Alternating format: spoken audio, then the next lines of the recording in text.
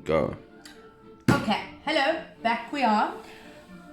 Mother's Day, as we've discussed with regards to the scones on Sunday. So today is a shout out to my mom who died over 43 odd years ago. And my sister and I are both into food and we both cook a lot and we cook well. And we got that from our mom because our house she was always cooking. From steak and kidney pies to roasts to chopping fish on the floor because it's been caught by my dad and my uncle. We were surrounded by food. And in those days, obviously, you didn't go down to Pick and Pay to buy your food, so everything was made at home. Now, my mom had, and please, this is not healthy. This is decadent, but it's Mother's Day, and I want it for Mother's Day. And whenever we went out as well, and my mother had to take something, she took a tray of these. And they are dead simple, but they are really, really addictive. So, they have no name. We call them Maori Biscuit Towers, but this is what you're going to need. Right, let's have a look. A packet of Maori biscuits, if you can, and sorry, I don't go brand-wise, but Bakers, if you can. Packet of Maori biscuits. You are going to need 1.5 cups icing sugar. So you're going to need a big cup and the half cup, 1.5 cups icing sugar. You're going to need cocoa powder. You are going to need coffee, good or cheap coffee, it doesn't really matter. You are going to need boiling water, and you are going to need a tin, I've opened it already, of Nestle dessert cooking cream. It is not like it was 43 odd years ago when you opened the tin and you got this wobbly thing. I've taken it up many times with Nestle, so get it into the fridge or to the freezer so it is thickish like that. That's all you get. Not ideal milk, it has to be the cooking cream. Okay, so, and you need butter. Sorry, forgot all How much about butter? that. You're going to need 80 grams of butter. This makes quite a lot of icing sugar. I'm only going to do 2 towers, and the rest Shay's going, oh, he's so excited. They're mine. Oh no. The icing sugar we'll just put in the fridge until Sunday. Okay. If it lasts that long. So, let's start. Sieve, okay, because if certain icing sugars, I don't normally sieve, but this one I do. Don't worry if it goes on that. Put it through the sieve. I'm just going to turn down opera. Okay. It's a little bit too loud for me. We use Green and blacks. cocoa, green and blacks. You can use Nestle. Cadbury's is no longer available. Nomu is brilliant. Put in 2 heaped tablespoons. You can do more, yeah? It's how chocolatey you want the particular icing to be. Okay. But not too much, because then it's going to wind up floury. Okay, let's mix that all together. You can just use one of those normal sieves if you haven't got this magic one. You can see in there the amount of lumps that are actually in cocoa and icing sugar. Get it just broken down a little bit. The sieve does help. Now the sieve does the work for you instead of you pushing it out Pushing yourself. it all out. Leave those. I'm going to throw those ones away. Okay, so you've got your icing sugar. Don't do this whole thing of first creaming the batter and then adding the icing sugar. 80 grams of batter to 1.5 cups of icing sugar. Okay, and you're going to need a little bit of, I wonder what I can use. No, I'm actually just going to use the boiling water. Slow. Otherwise you end up with icing sugar and cocoa powder up your nose.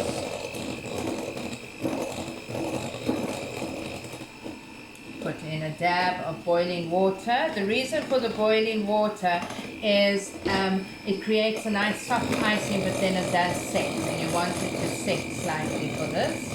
Only about 1/2 teaspoon of water. For those of you that are really strict with the sugar and that, Xylitol has brought out an icing sugar which you can use. Now you put it up high and you get that mixed in. So it's nice and fluffy. You be a good girl and wipe up the mess here while I'm working, because Shay is standing in front of me. You missed the spot. inhaler.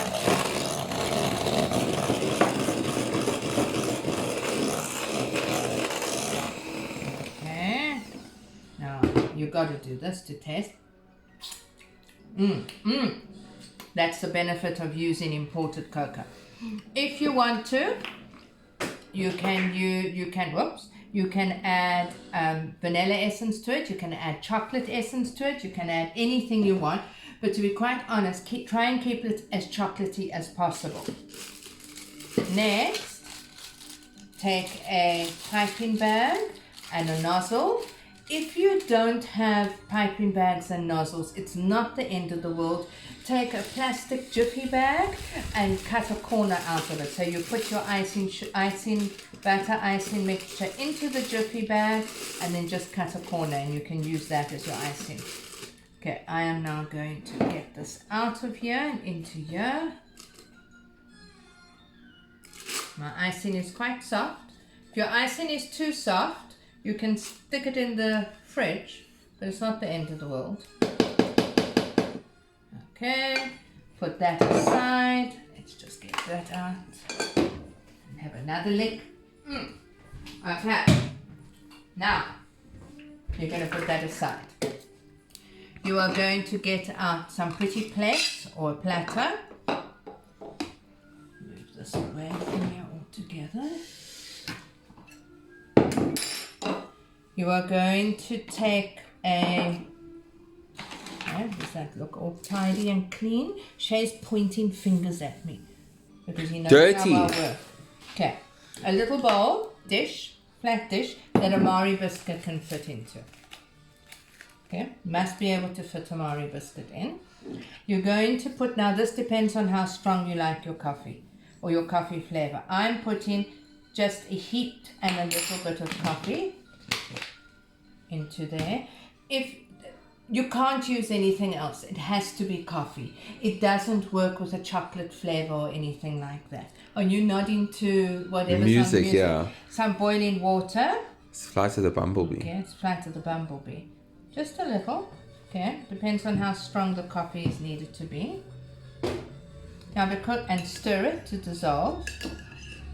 Now because that is quite strong, quite hot, you don't want to stick your fingers in it now. So just give it a few seconds. Okay. In actual fact, don't use a square dish. It's pathetic. You can't get the granules to dissolve. Set it aside just to cool while you get your Marie biscuits ready.